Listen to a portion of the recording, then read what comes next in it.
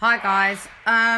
Just a little. I came across something that was very interesting when I was speaking to Fred the barbershop yesterday about all the stuff with Deontay Wilder leading up to the arbitration, first fight, second fight, the trilogy. He made an interesting point about Deontay Wilder not looking himself and not feeling himself on the second fight, which you could visibly see. But he lets us know that Deontay Wilder actually was hospitalized in January 2020 with the flu for a day. Stand by. He was off for another reason. Wasn't because he was drugged or spiked.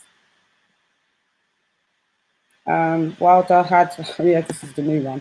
Wilder had COVID. So because of, he thought he was, so we No, can. no, that's something I said because I'll tell you why. I'm gonna tell you why, and I can speak, and this is actually factual. I was in Atlanta for Tank Davis versus Gamboa, right? And I was going, and that was like the day after Christmas, right? Or something like, it was something around the day after Christmas.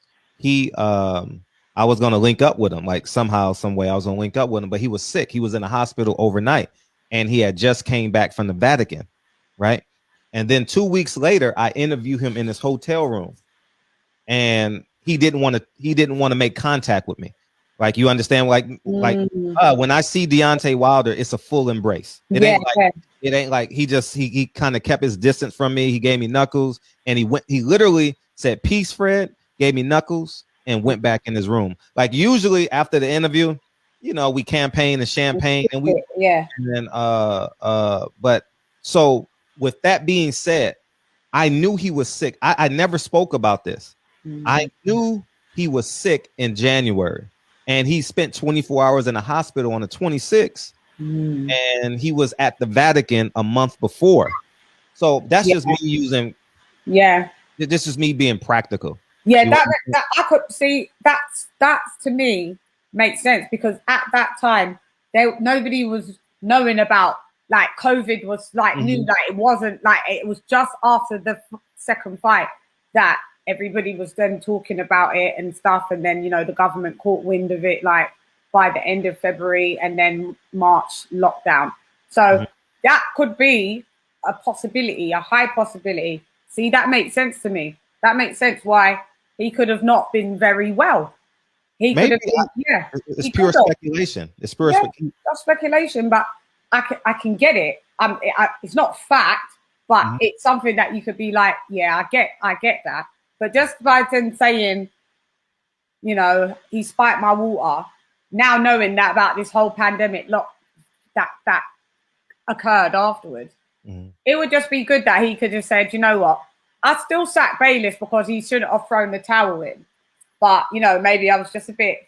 Mark Breland shouldn't have thrown the towel. I mean, Mark Breland, sorry. Yeah. Mark Breland shouldn't have. But maybe I was a bit silly saying, spiked water.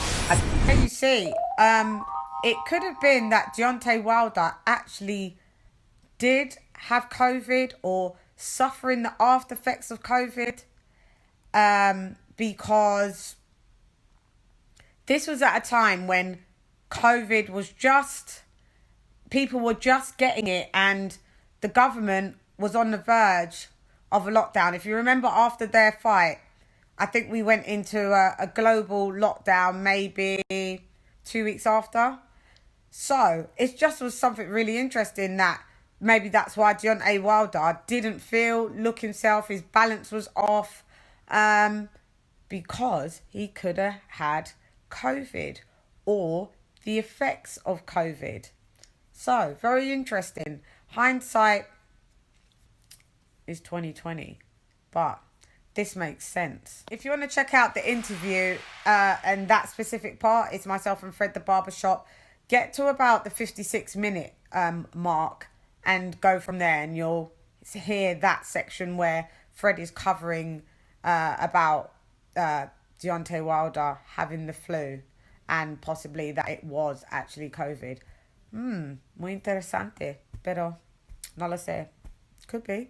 Anyway, I'm off. Hey girl, it's LadyChann rep nonetheless. Come box with Shan. Gone.